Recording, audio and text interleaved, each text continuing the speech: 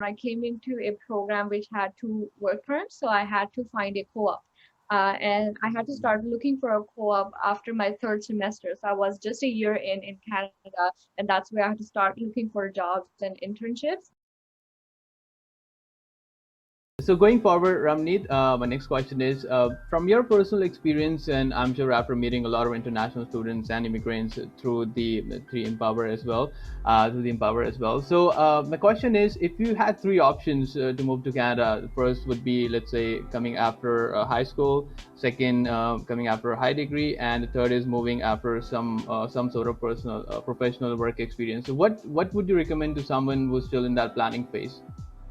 Uh, I just feel like there's no one answer that's right to everyone.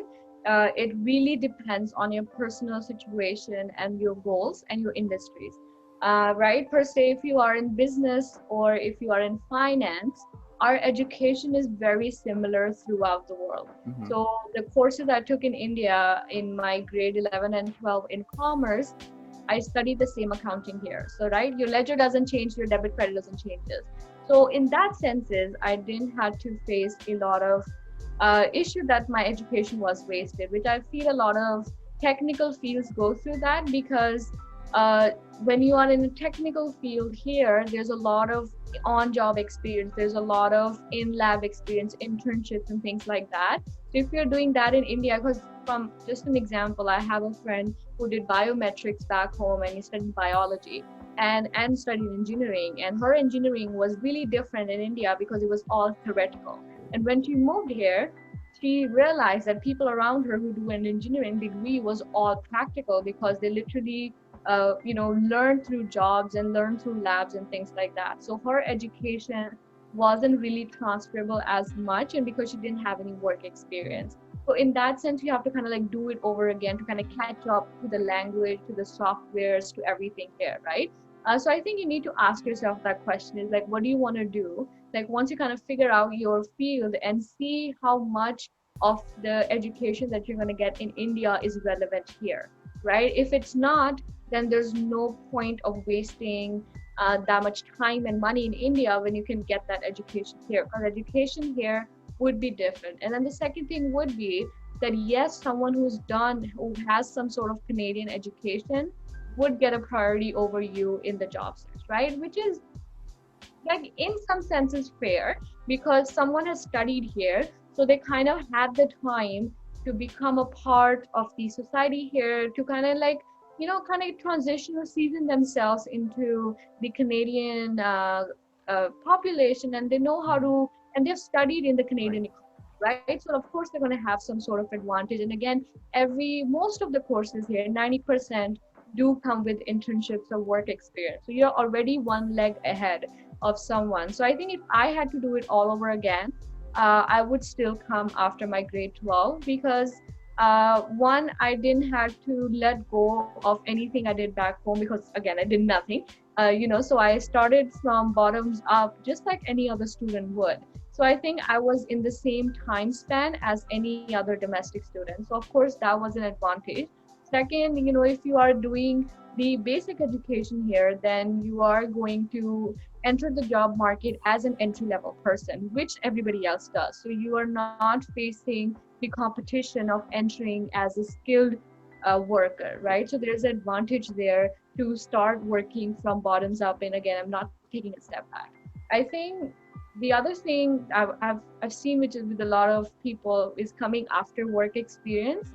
I'm not going to say that it's a disadvantaged place because again you have had the chance to stay in your home country and to work there, and when you bring come here you bring in your experience from a whole another country, right? So it does make your portfolio really diversified and you have experience over two continents, so it makes you more global, right? Like that's what I see it as.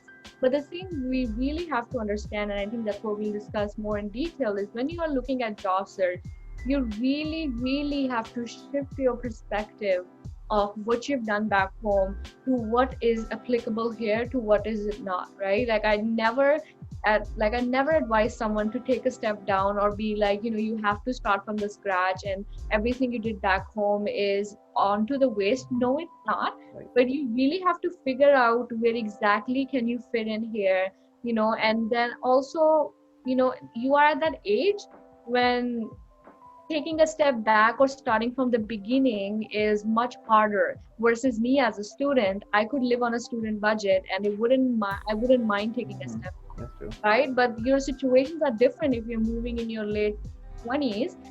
Then you have responsibilities, you have a family, right? And then also people who are doing the same position are much younger and much more absorbent of new technology, and they're kind of like a different generation than you, right?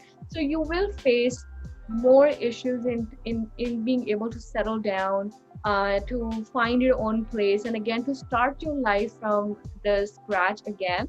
But at the same time, I have met a good population of people who will be able to strategize the jobs they have done back home. If you're working in a big MNC, if you're working for the Fortune 500 back home, then you can technically just transfer and start from there, right? And you don't have to kind of take a Mhm. step back. Right. So I think it's every situation can be worked to your advantage as long as it works for you. I think the biggest issue in coming through the education route is it's expensive. I have paid, three times the tuition. Not I have paid, my parents have paid, right? Like I didn't pay anything, but my parents had to pay three times the education tuition of a domestic students, and I only did 4 semesters. So if you're Mhm. coming in a bachelor's, you're literally, you if you have to take a loan for it, and if it's not something within your means, Right. then coming as a PR is a cheaper option. And at the end of the day, maybe 5 years down the road, we would be at the same position.